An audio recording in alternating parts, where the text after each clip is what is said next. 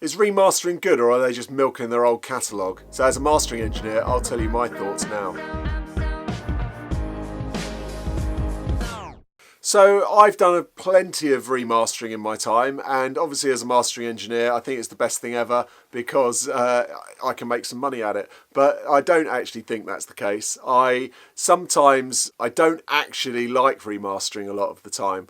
I find that it's like, I kind of say it's similar to a car, where the main reason why people do, before I crack on with my analogies, the main reason why people do it is because firstly they want to milk their record again because they can make some more money out of a remaster, but secondly they want it to sound similar to tracks, sound more modern and similar to things that are now.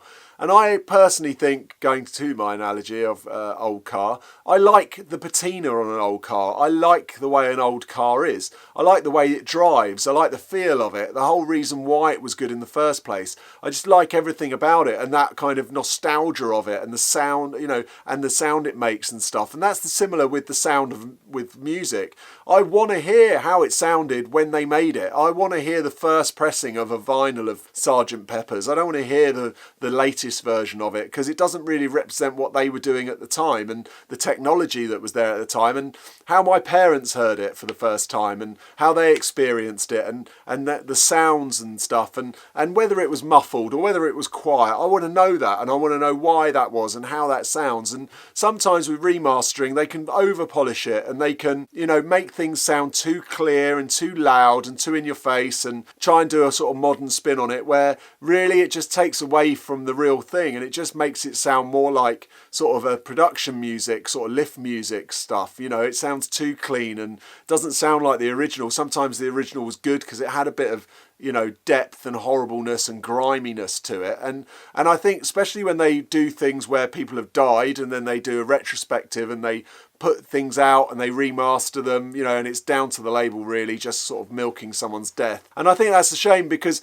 there was a lot of time spent in the first place when they were mastering it, when they were listening to it, and they captured the spirit of what they were into and the sound that they liked and all the different sort of things that were going on in the world at that time. So if you listen to old Jimi Hendrix record or something, it's got a certain thing about it because that's what he was trying to do when he was in the studio. And I want to hear that and I want to respect it for that reason. I don't want them to go back to the multi-track and remix it and pull it all apart and then put it all back together how they think it should be today, mainly for the mix engineer's ego and for the mastering engineer's ego. I think it's just best left, and I think I'd rather just have go back to the original 2-inch tape or whatever they used and then just repress some vinyl from that with the original settings. That's what I would like as remasters, so that I can hear exactly how it sounded, and then maybe have those original remasters just printed to a file so that I can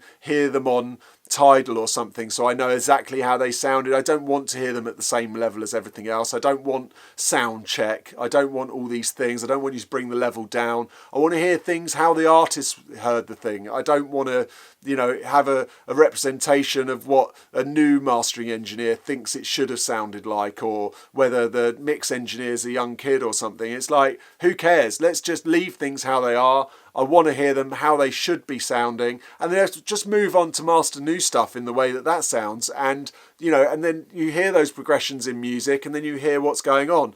I don't really see many plus points for remastering people's stuff, apart from maybe making some more money out of it. But that's, I don't think that's really any point. Just make some new music, and there's plenty of music out there, so just get that. So that's my kind of thought. That's obviously anyone who was thinking of using me for remastering has just totally knocked that on the head. But I don't think that's the case. I think you should try and get things to sound as original as possible. And if you are thinking of remastering something, really try and keep that in mind and try and listen to the original. And if you need to transfer it from a tape or something, try and just keep it the same and try and keep it sounding as natural and how it sounded in the first place, and try and get those, the tapes just onto a hard drive so it's kind of capturing the same vibe as they captured in the first place. you know, with modern technology and high resolution. And I think that's the best you can do as a mastering engineer, to not remaster it and repolish it and add level and stuff, but just keep it the same. I think I've made my point. I'd love to hear what you think about remastering in the comments, so please let me know. If you like this kind of thing, then subscribe to the channel, of course. Also, if you go to streaky.com, sign up to the Audio Anoraks newsletter. There I've got discounts for different stuff, and I point you in the direction of stuff you know, that I've seen online and things that I'm into. That only happens once a month, that email, so go to streaky.com, sign up there. Thanks for watching, till next time, goodbye.